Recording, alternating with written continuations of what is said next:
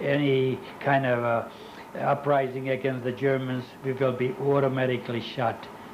But this, a month later, the ghetto formed and brought all the whole county Jews by a wagon or horses into this ghetto. And from the ghetto, they made 4 trips. I happened to be the last transport. To leave? To leave. And how did you get to the transport? We had to march from Charleroi to the designated railroad tracks, outskirts of the city. They pushed us in and beat us in. Anybody who couldn't move or had too much luggage or whatever they could take with them, food. They were the gendarmes, the Hungarian police, was beating them with they turned around the rifle butts. They was hitting them, they pushing them. Finally, we got into the cattle cars. They locked us up.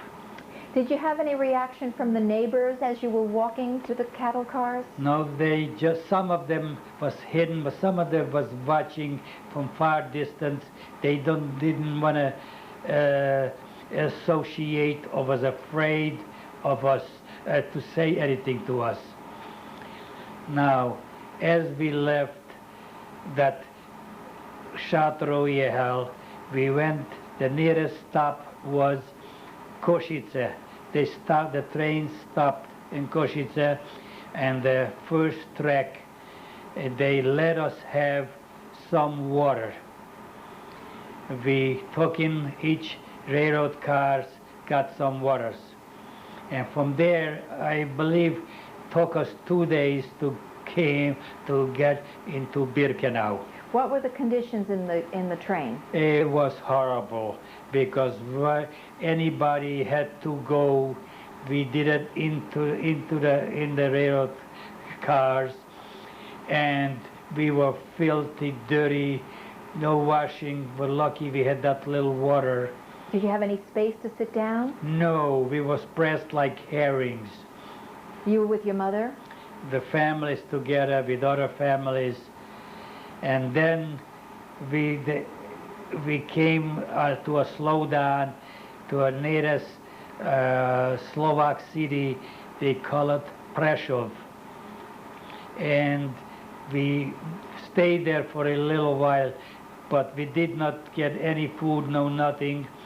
And the side of our railroad car was a little bit of, for the guards, had a little bit elevated, like a one-man room built above the cattle car, who was watching us by the barbed wire window.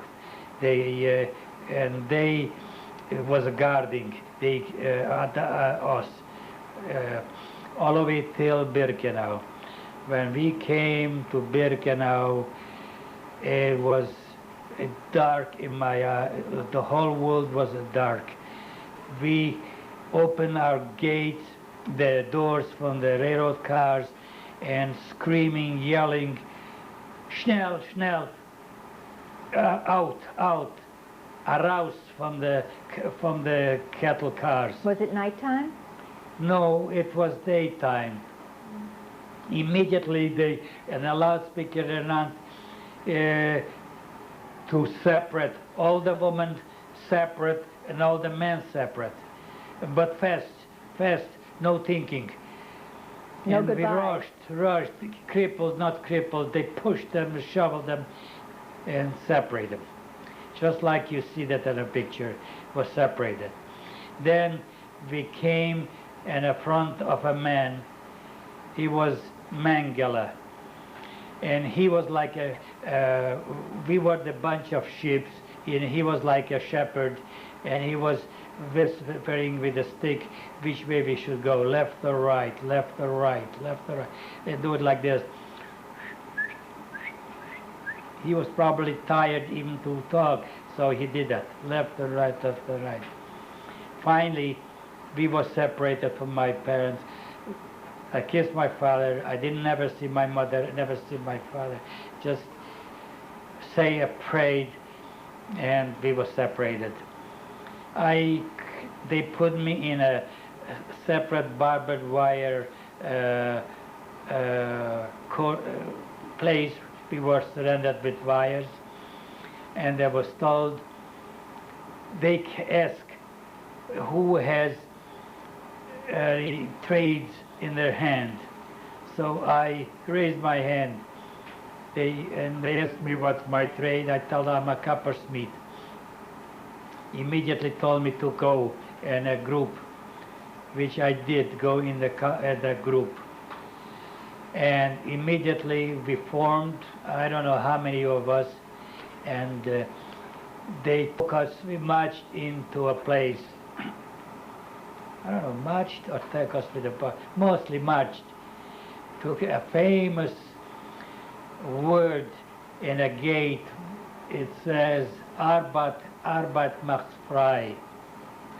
As we marched in, and they told us so many in this barracks, so many in that barracks, and we separated us. As we went in there, what does the sign mean? Arbeit macht frei, work makes you free. So you were going there to work? This was actually a working camp. We was about, I would say, between 18 or 22,000 people. I don't know exactly.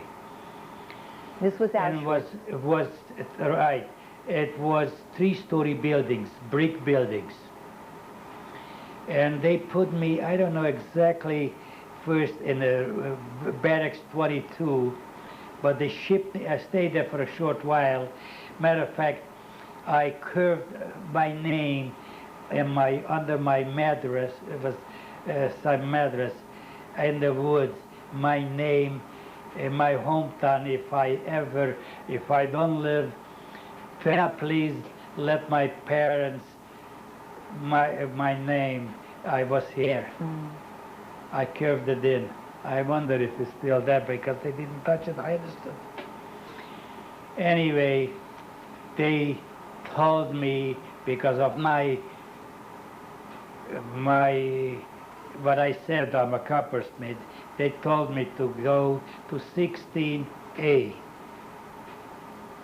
16 or 16A. And that was a group they called, worked in a Müllfahrer Commando. The Müllfahrer Commando was making fertilizer from all the transport coming from all over Europe. They saved all the dry bread and perishable things, and we mixed it with dirt, and we made, that was the fertilizer. Where was that to be used? On the fields. We had fields. We were self-sufficient camp, this one. And they was throwing it around the field, and we grow our own vegetables, like cauliflower, looked like. We call it Gemüse. That was, they made soup out of it. And I called one day, I broke up a bread, a French bread. It came, I don't know, it was at Antwerp from Belgium. I broke that bread, 3 pieces of diamond, big diamonds, fall out. I kept 2, 1 I left on the floor. There must have been 2, 3, or maybe 4 carrots. 1, I told my friend. And my friend, we was putting in the wheelbarrow, we was pushing the dirt, that fertilizer, up on an embankment where we made all together. And there worked a rabbi, the Minkacher rabbi, worked also there.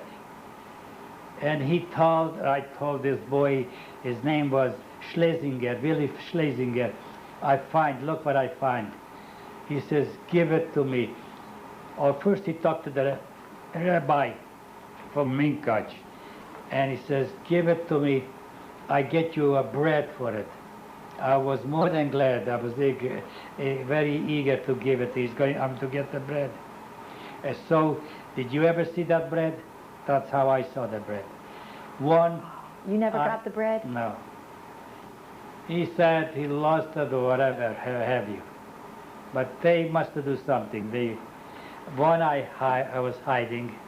A diamond? It was bothering me, but I didn't care. I was hiding. And one I left on the ground. And I marched into in a camp at night. Next morning, in and out. Oh, this was after my operation. I'm sorry.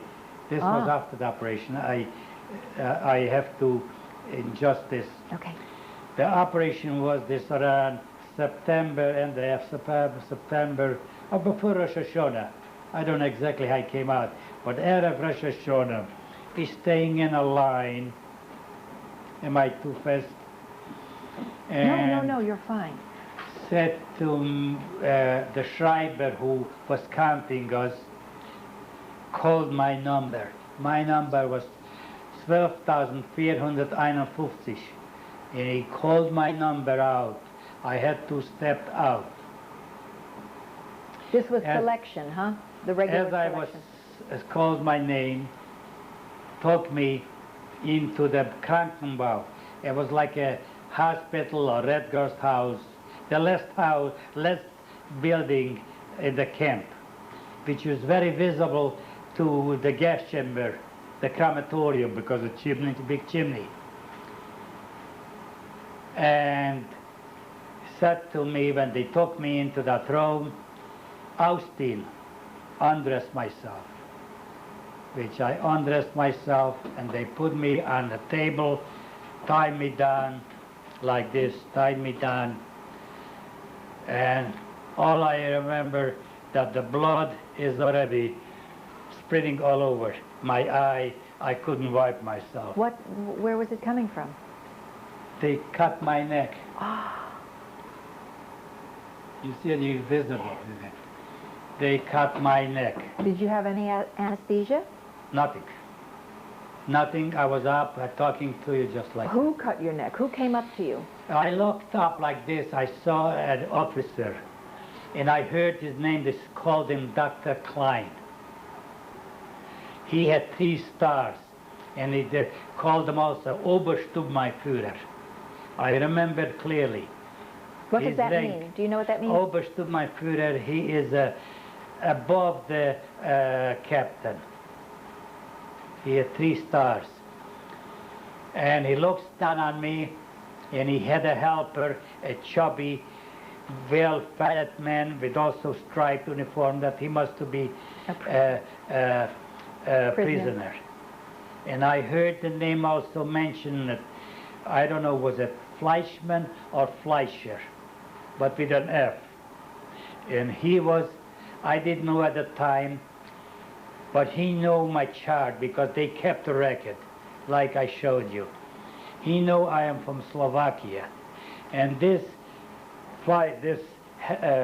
prisoner, he was also from Slovakia. And he says to me in Slovak, "Odskadiste?" From where are you from? So I told him I'm from Ladmovce. That's all. He didn't ask any more. This was after they cut your neck, he asked you? It happened so quick. It happened at that time. In meantime, was a lot of commotion. It was a selection in our building, in my room, and they picked everybody. The dress, put your shoes on, and shovel fast, rouse, into the bus. Not bus, the truck. A truck was waiting. They filled up the truck. Didn't took more than a half an hour. All of a sudden, we looked. We could smell that terrible greasy odor, and the black smoke from the chimney. You could see very visible from that place. Tell us what happened with your neck first. It's bleeding. Bleeding, And but then- I was something, they put something white over me. I don't know, was it paper or was it a white sheet or something, I don't know.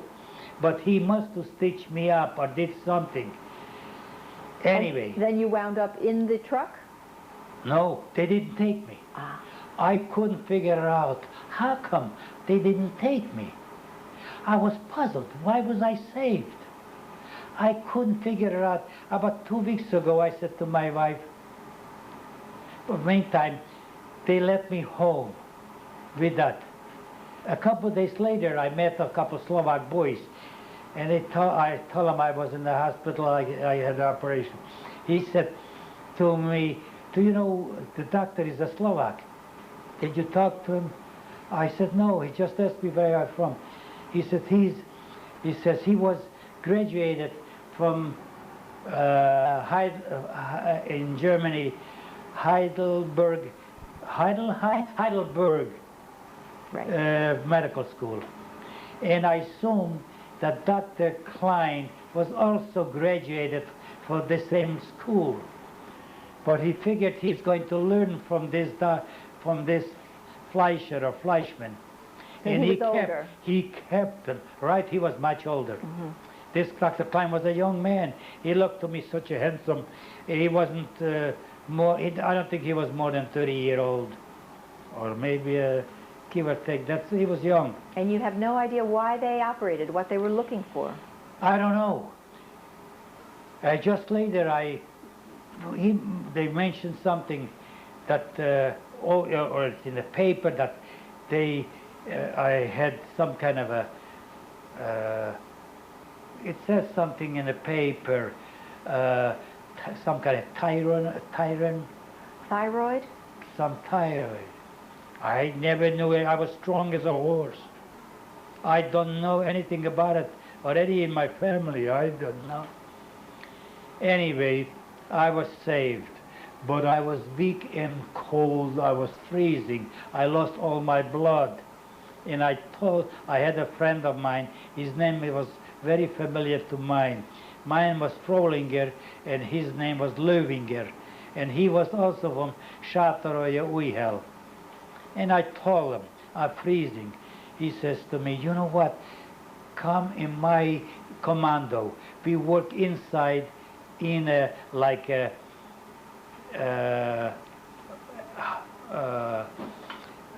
the hangars for the aeroplane, big buildings. Come in, be making bunk beds for the railroad cars. These railroad cars they're bringing from the Russian front. There's wounded soldiers. We work inside, it's warm. And I was happy. I said, yes, okay, I will. Next day, I stepped into that group. As we marching out, group by group from the camp to work, because this factory where they made the bed, the name was DAW. That stands for Deutsche Ausreitungswerke. And I thought, I'm saved, I'm going to work. As we marched in, they count us. The guard says, there's one extra here. Who stepped in this group? I looked at my friend looked at me, didn't say a word. Then a second time he says, anybody who stepped in, please step out. If not, I will be shot. Every tent will be shot. So my friend says, I'm not going to be killed because of you. You better get out. And which I did. I stepped out. And I was immediately told, stay near the guard, it was double barbed wire. It was heavy snow already. I had a thin uniform. I had to stay attention. And the barbed wire, between the barbed wires, until everybody marched out. As they marched out, they told me to go in the guardhouse, near the guardhouse. In the guardhouse, they told me, Austin, again, undress. And they laid me down on a table. And he says, 25 ibn Ash. That means 25 on my behind. He must do 2 or 3, not more. I fainted. I went out. They throw me into a room where they had firewood was chopped up for the guardhouse. They was putting wood in the guardhouse to keep in the belly. They had the oven to keep warm. All I remember too, when late in the afternoon the group, the commandos was coming back, marching back from the workers, and they two picked me up, my hand, and they asked me what block am I. So I told them, and they took me there, and over there they hold me up until they counted us. Somebody must have dressed you while you were unconscious. Yes. Then after that, I stayed out in the barracks, freezing, no freeze. I was, my legs up to today, I'm complaining to my wife, from here down, I have no blood circulation, so poor, I'm freezing all the time. Anyway, somehow I survived. I don't know myself. If you ask me how I survived, I don't know. It's a mystery to me too. All I know, it was going around on the 17th of January, that we'll be free soon. We was happy and we looked forward. And then on the 18th, everybody, early morning, we had to evacuate. Everybody have to get dressed and standing in a line. We're January going to march. 45? Right, January 45. That was the famous Dead March started. That famous Dead March. They start marching 2 days, 2 nights in the snow like this. No food, no water. Anybody couldn't walk automatically. The guards both sides was marching with us. They shot them right in a spot here. They left them on. It was a graveyard from Auschwitz to Breslau. In Breslau, we slept over on the floor, and each day we went different direction. For me, we went to Gross Rosen. As we went to, but they put us in railroad tracks. I don't know, could I miscalculate it or how? I feel that 7 days or 7 nights we was moving back and forth between Gross Rosen and Dachau. Anyway, we came to Gross Rosen. It was mine working. You got to work in a mine. Heavy rocks you have to mine. It was very hard work, and we were falling all over. 2 days later, back in the railroad cars, as I said, I felt that I was long period of time into becoming to Dachau. As we marching in, we marched in weak. We were full, some of them were full of lice. We were very rich already. And they give us a little hot water, and that hot water went through the stomach, and we felt immediately passed away, passed out. And we was about 130 in my wagon, and I was sitting on the top of the bed. I was lucky because I was sitting near the window where the barbed wires was. So I pushed my hand out. It was snowing. I was licking the snow. So that kept me alive. And I was in my prime age, I guess, holding me up. But I kept me that word, chazak, if you hold on something. Finally, we arrive now in Dachau. We open the gate, we slide down from the dead, just like a chute from the children shoot down from the, that we slide down from the dead, mostly all dead. Very few. Most everybody was dead? Was dead. Who anybody was alive, they put us in the barracks over there. Was, I have a picture I could show you too. They had barracks, one-story barracks. We had to stand attention to count in the morning, at night. I did it for a while, very short period of time. And I was still full of life. And I was running always in the washroom and to cold showers, and I washed myself down. But all my friends, which I know, matter of fact, he was an attorney. His name was Kivovich, with his son, the strongest boy you would ever see, and he was his prime age. He came back already from the Russian front, went through the Russian front. Somehow he came home, they took with his father into Auschwitz. We went through all those things together, all of it till Dachau. And Dachau, in the morning I said, get up, Korchi was his first name, get up, because we're going to be killed if we don't stand up. His father was ice cold, he was hot, very hot.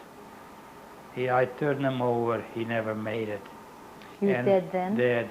Another boy, he had a bicycle shop in Chartres. His name was Grünspan, Alex Grünspan. He was also dead. I was alive.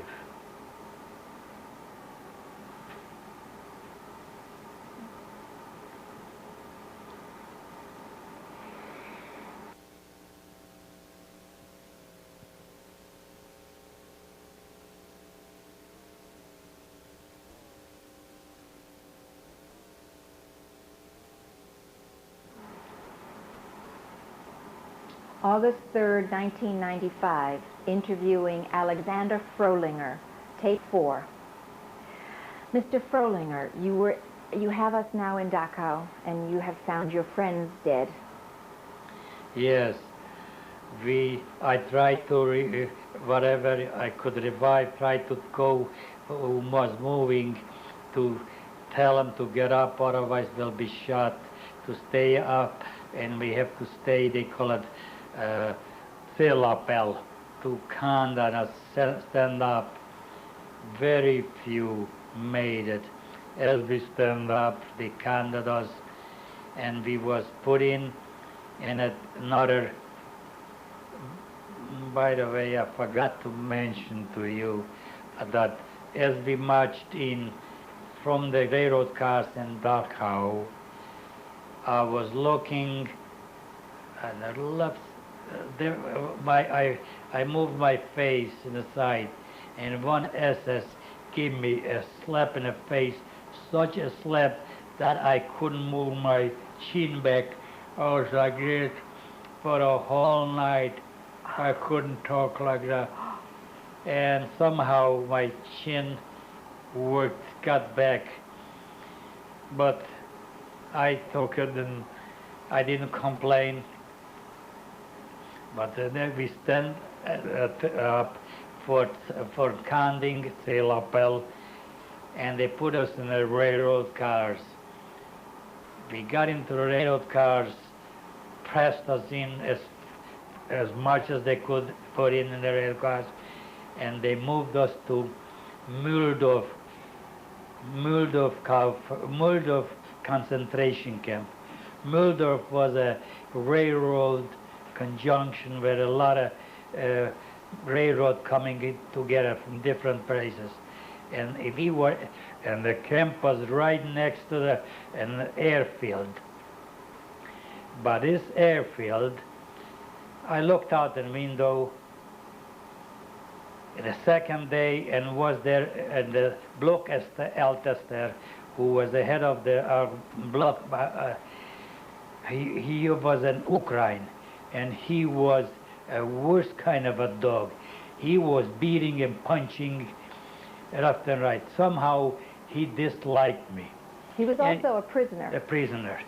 And when he saw I got something to eat, he kicked it out from my hand.